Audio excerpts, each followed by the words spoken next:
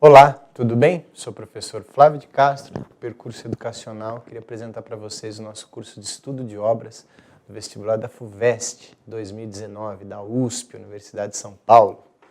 A Universidade de São Paulo, como todo ano faz, ela estabelece uma lista de leitura obrigatória, né, de obras literárias, para a sua prova de português. E é interessante o caráter heterogêneo dessa lista, né, que vai mesclar literatura africana com literatura do século XIX, com literatura portuguesa, com literatura contemporânea. E eu gostaria de apresentar para vocês como vai ser o nosso curso e quais são as obras que serão estudadas. Tudo bem? Então vamos lá. A ideia é o seguinte: primeiro a gente vai estudar o contexto histórico-cultural, a que movimento a obra pertence, o que está acontecendo no país quando a obra é publicada, né, quais são os fatores que influenciam a escrita dessa obra. Por exemplo, o livro Mayombe do Pepe Tela, ele diz respeito à Guerra de Independência da Angola. É importante saber esses contextos. Depois analisar a obra de acordo realmente com as suas características literárias. A linguagem, o estilo, as figuras, o tom, se há ironia, se há humor, se há sátira, se há crítica. Ver a literariedade da obra, os aspectos técnicos literários. Realmente aquilo que a gente vai chamar mesmo da síntese, o enredo, os personagens, o tempo, o espaço, fazer a classificação da obra para você fixar, né? Quem é o protagonista, quem é o antagonista, onde se passa, em que tempo se passa. Tá? No caso de um livro específico, Claro Enigma, que é poesia, aí é uma análise de texto, pensando em figura de linguagem, pensando em musicalidade, pensando nas imagens propostas, refletindo sobre os temas do poema. Leitura de crítica de alguns trechos, de trechos emblemáticos, trechos que representam, né, bem a proposta das obras. A gente vai ler esses trechos, comentar e tentar, na medida do possível, escolher trechos que poderiam vir a ser questões, né, da FUVEST. Então, conhecimento aí da prova da FUVEST de algum tempo, a gente já sabe que ela gosta de trechos emblemáticos, de trechos que evidenciam o estilo, evidenciam a proposta das obras. E, finalmente, resolução de exercícios, né? É importante que a gente faça exercícios dos anos passados, para entender como funciona o vestibular. É bom estudar a prova também, não só estudar a matéria, e também fazer exercícios inéditos, porque obviamente com um exercício que já caiu, não vai cair novamente. Beleza? Esse é o programa do nosso curso, esse vai ser o formato das nossas aulas para estudar cada uma das obras. Então vamos conhecer as obras agora. Iracema, o clássico do Alencar, né, um romance indianista que se propõe a ser uma lenda de formação do Ceará. Todo mundo sabe, né, da história que Iracema é um anagrama de América. A América é uma virgem, uma Índia virgem que vai ser deflorada pelo colonizador português. Iracema, que segue esse modelo do indianismo, da construção do herói nacional, seguindo o modelo do cavaleiro medieval e a teoria do filósofo iluminista Rousseau, diz o bom selvagem. A linguagem do Alencar é um aspecto que tem que ser observado, né? Ele escreve de um jeito muito bonito, que é quase poético. Manuel Bandeira chega a dizer que Iracema, na verdade, é um poema, dado o excesso de símiles, de comparações. E a presença dos termos do Tupi. Isso é uma demonstração aí de aspectos relevantes que merecem ser estudados aí com mais profundidade. Então, um clássico do romance romântico indianista brasileiro. Percebe que é uma cronologia. Ó, saltamos agora para 81. Memórias Póstumas de Brás Cubas, marco inicial do realismo no Brasil, obra-prima de Machado de Assis, né, em que ele vai relatar a vida de um sujeito que não fez nada demais na sua vida. É o relato de uma vida medíocre que vem para se contrapor à ideia do herói romântico, viveu grandes aventuras. Aqui a gente tem um morto que começa a escrever, e não um escritor que morreu. É essa a ideia do defunto autor, que uma vez que está morto e entediado com a eternidade, ele não se preocupa mais com a opinião alheia e se sente livre para narrar sua vida e tentar convencer o leitor que ele teve uma vida boa e que ele foi um grande homem. Se ele conseguiu ou não, isso a gente vai saber estudando a obra. A Relíquia. Agora a gente está no realismo português. É uma fase da obra do escritor realista português, essa de Queiroz, ele equivale ao Machado, ele é o Machado português, ele é o grande realista português. E a Relíquia é uma obra ácida, corrosiva, crítica, sobre um fenômeno que acontece em Portugal, que é a peregrinação à Terra Santa. As pessoas acreditavam que indo até Jerusalém, elas se eximiriam de todos os pecados, de todas as culpas, estariam perdoadas. É claro que as pessoas vão aproveitar para explorar economicamente isso, com o que a gente chama de simonia, né? Que é a venda de objetos sagrados. É uma obra muito engraçada, de um sujeito que vai para Jerusalém buscar o perdão dos pecados da sua tia e acaba aprontando várias confusões e, ao mesmo tempo, ele vai negociar objetos sagrados, como, por exemplo, os pregos da cruz, que Jesus foi crucificado. Detalhe que ele vende dezenas de pregos. Para você entender, então, como que funciona a ironia do Eça de Queiroz e como que é essa crítica à hipocrisia da religiosidade de parte da sociedade lisboeta de sua época. Ele vai atacar essa religiosidade aparente, com uma ironia ácida, cirúrgica, corrosiva. É bem engraçado, é bem divertido esse livro. Polêmico. Cortiço Aloysio Azevedo é a obra máxima do naturalismo no Brasil. Cortiço é uma moradia popular, né? Seria uma moradia horizontal, que se transformaria no foco das epidemias, das doenças que vão assolar o Rio de Janeiro no final do 19.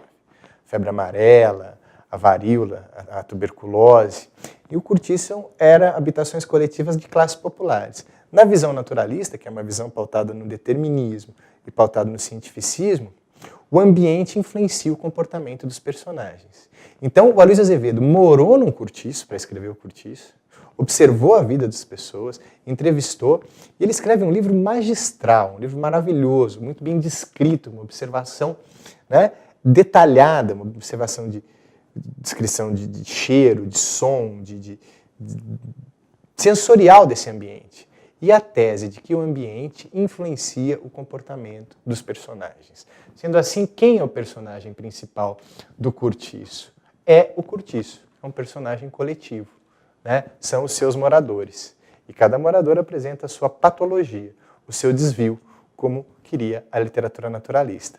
Não analisar o personagem heróico romântico, mas o personagem que se desvia dos padrões, né, de saúde mental, que pendem ao crime, que pendem ao vício, à promiscuidade. Enfim, a teoria, a base da teoria do naturalismo está nessa que é a obra-prima do naturalismo brasileiro. Livraço também, maravilhoso.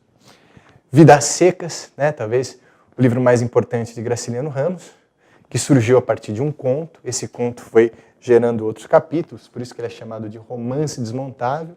E é uma obra que mescla a denúncia das contradições do capitalismo, o flagelo dos retirantes, e ao mesmo tempo se aprofunda na vida interior dos personagens, né? Faz análise psicológica junto à crítica social. Sem contar que esse livro cria aí a baleia, né?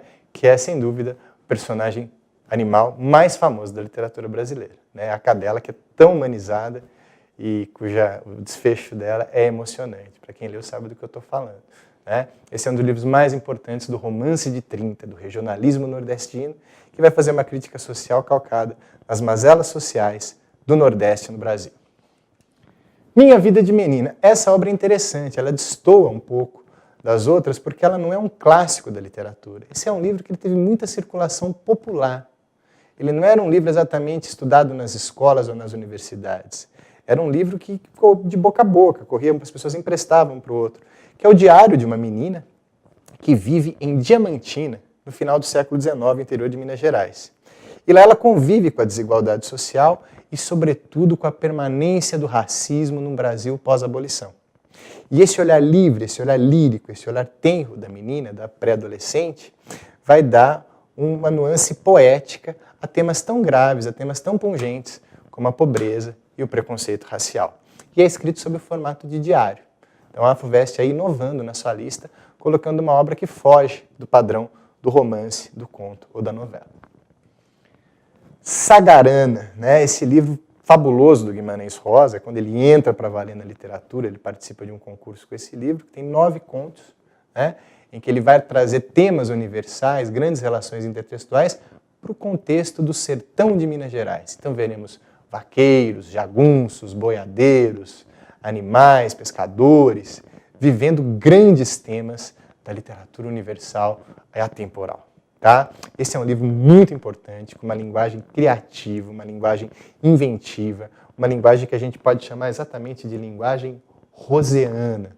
Ele cria sua própria linguagem, misturando seus neologismos com a audição, com o registro da fala sertaneja, criando uma linguagem própria, né? Lembrando que ele era um poliglota, que vem do sertão de Minas Gerais e vai fundir toda essa experiência na formação de sua própria linguagem.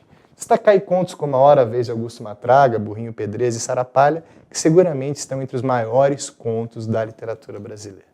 Tá? Muito importante esse livro para a gente adentrar a obra do Guimarães Rosa. E é uma obra heterogênea, são 9 contos, mas se encontra obras-primas. A Hora, Vez e Augusto Matraga figura aí entre os grandes contos da antologia, né, do conto brasileiro contemporâneo, moderno. Olha só que interessante, o Mayumbe, né, uma narrativa do Pepe Tela, que é um escritor angolano que vai registrar sua militância na MPLA, no Movimento Popular de Libertação da Angola, na década de 70, antes da Revolução dos Escravos, perdão, quando Angola vai lutar para se libertar do domínio português. Então a gente tem o olhar do guerrilheiro, lutando contra o colonizador, contra o invasor português, e mostrando de uma forma muito interessante as contradições inerentes à própria guerrilha. Esse é um romance muito interessante porque ele é polifônico. Cada capítulo dá uma variação do foco narrativo. Não é sempre o mesmo narrador. E essa diversidade de vozes enriquece a nossa forma de entender o processo da guerrilha que resultou na libertação da Angola, né, que deixa de ser uma colônia portuguesa.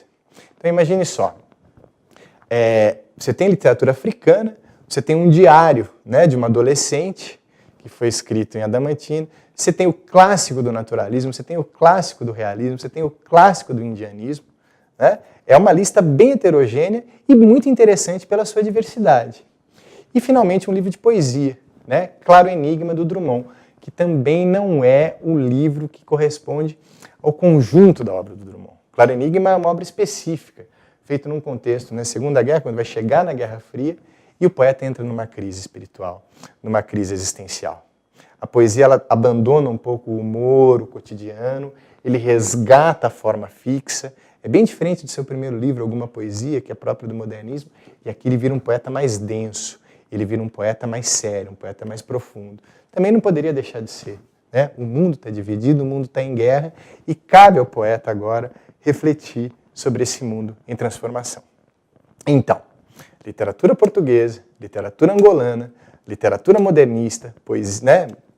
Literatura naturalista, realista, poesia. É uma obra heterogênea, uma lista muito heterogênea, muito interessante, esse conjunto de 9 obras aí, e que a gente pode também pressupor relações intertextuais entre elas.